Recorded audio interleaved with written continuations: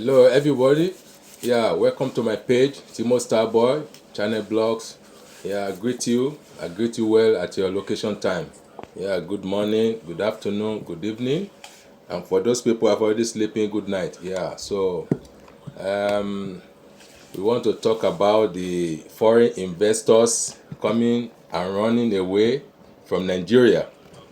The reason why they cannot come, the reason why people are Japa. So we will talk about it. So please, I will play you some video. Yeah, I will play you some video. So it is a video we want to be using to educate ourselves on this platform.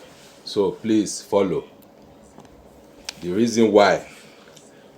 So let's hear from Segun Sowumi. Segun Sowumi on the chat with Otunbaloye. Segun Otubaloye. So let's listen for a while. Where I want us to anchor. So we have done that. We've spent over an hour here. Okay. And it doesn't look, whenever I'm having conversation with you, it doesn't look like we spent a minute. You are my Yeah, natural interviewer. You're brilliant. You don't do like you want to throw your guest under the table. You're a quintessential journalist, and I respect what you do. Thank you. That's why we flow. You're very articulate too. Thank and you. I'd like us to wrap up in this manner. How do you assess this Tinubu government? It spent how many months since May? Do you see a hope? They said it's selling a renewed hope to Nigerians. Do you see a hope? Do you see light at the end of the tunnel? A new hope, Do you believe in this Tinubu government? You know, I've reflected on them well, and I'm a friend of them much. And the only thing I can say is that whatever it is that they say they are calling their policy, the only people that that policy will work for are probably the Southerners. When you are talking about spending a lot of energy on startup capital, all of these things, you're still speaking to a small fraction of the society.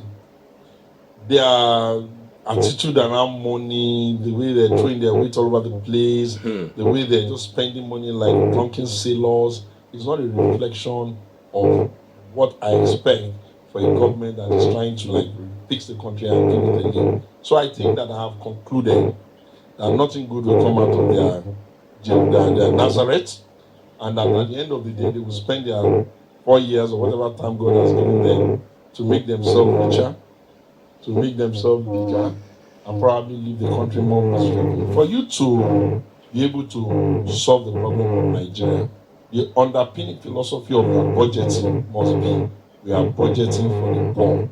When you say you are budgeting for the poor, it means you are figuring out how will the poor eat, how will the poor get to the hospital, how will the poor get accommodation, how will the poor get accommodation where they will sleep, how will the poor get education.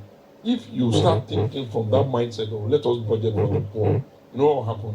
You will cover more people in your space, and in any case, the rich can find their own way. What I see them doing is they are budgeting for themselves, their rich friends, Budgeting for their pocket alone. their numerous hanger-ons, their legislators who need new cars all the time, themselves who need a yacht. They are budgeting for their pocket alone, Logistics of traveling, for their mouth alone.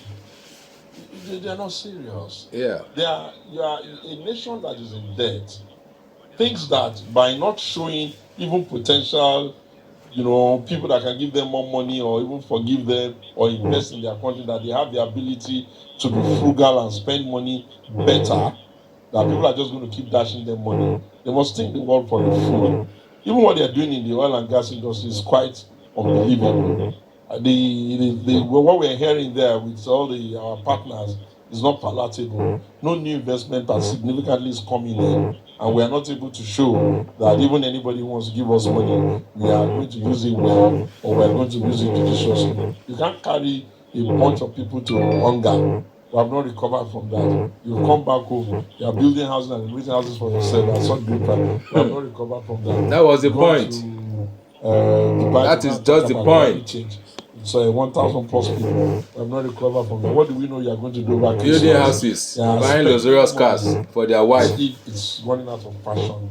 And people are watching all over the world. To be able to stimulate, the energies you need for the country, you need to also show that you are not putting a burden on the people in terms of removing subsidy and all of the comforts that the people can enjoy, whereas you yourself are living life. If you cut down on your expenses, if you made a memo and said no new cars for the next 2 years, we'll use the one in the pool. If you pretended that you didn't want to go everywhere in the world with 1,000 people, we just go with the minimum number of people that have the business being there, we'll be fine. If you started to show that even from where you're standing, you're going to sweep the floor, you'll find out that Nigerians are not that hostile. It's just that it's difficult for you to tell the Nigerian people that underneath the circumstances that will come. Now they need to go and do, they need to spend a lot of effort on massive reorientation of this country. We have a reorientation challenge that if they come on the table, we can share some ideas with them. I do not believe that the business of opposition is wishing the ruling party not to succeed. No. I believe that the business of opposition is encouraging them to succeed so that they can do some part of the job, so that by the next opportunity when we come with better ideas, better attitude, and better inclusivity for the people, then we'll meet the glass half full. Do you think they have the capacity? Ordinarily, if they push themselves of their, that's where Overspending, you're just dancing and one all over the spending place, lavishly, unnecessary things. and they stop taking the Nigerian people for granted. They should be able to have the capacity. Human capital is not our problem in this country. We have the brain power to think ourselves out of any problem. The problem is that we have the political will, or do we have the government leadership discipline to order out? Or you don't trust them? Nobody should. You shouldn't. Who will trust liars? Why not? Look at them. They've removed subsidy from the first day. They've not even been able to determine themselves how much they're going to pay workers. They are lying and deceived. They have reduced everybody in the country into people that need lying and cunning. And they do not think that, okay, if you put the cart before the horse, 6 months is a long time for you to be putting the horse back in the space. You know what I mean? They are telling you they don't have money. They are buying cars for themselves. They are buying for their wives. They are buying yachts. See the lies. No money, and they are buying luxurious things. That is why the foreign investors are running away. They can never come to Nigeria and invest money. Our greater problem is to lose their money. Sorting out our own agriculture, finishing our dislocations that is causing us to kill ourselves, stabilizing and having a conversation on restructuring if it is a necessary conversation. Looking at our own anti-corruption effort and exercise, becoming a nation of consequence, where when people do things there are consequences, and no matter how high you place the person, there will be a consequence. Our judiciary is zinc. I've never known any society that didn't close up to emerge as a successful nation. China closed up for a while before it became. Japan did the same thing. Exactly. Dubai too busied itself and put its nose to the groundstone until it became a destination where everybody is going to. When would Nigeria look itself in the mirror and tell itself that there are no messiahs outside of Nigeria that will save Nigeria? That the people that will save Nigerians are the Nigerians themselves. Yes. And that the responsibility of the leader. I agree, 100%. The talk and act the script. Walk and talk. Telling the people your communication cannot stay with your promise. And then your lifestyle will be extremely extravagant. Stick with your promise. So I don't trust them. Are you also afraid because some of your friends within the opposition are afraid that there is a hostile takeover of the entire system? No, you should know that it's not a hostile takeover, a complete takeover. You know what they call state capture? You look at the executive, they've taken that, yeah? That's normally entitled if they win an election. Look at the legislature. Forget about the fact that the APC people are even in the majority. Is that the reason why all the opposition members in the legislature are just there to be doing yes sir to them? How can they go into the holy chambers of the Senate in a joint session and be singing on your mandate? What kind of mandate is that? A mandate that is suspect. A mandate that is stolen. The opposition will not even walk out, will not even use their voice. The stolen mandate. So they are not even ashamed of themselves. People have asked me that is only the lawyers of the APC that went to law school? Because suddenly it appears as if it's only the position of the lawyers of the APC that is correct in this country, and the position of the other people's lawyers are not correct. And everybody has become so cowed to the point that people are just anticipating. Let us not talk. Let us not say. Maybe we'll have a case in court.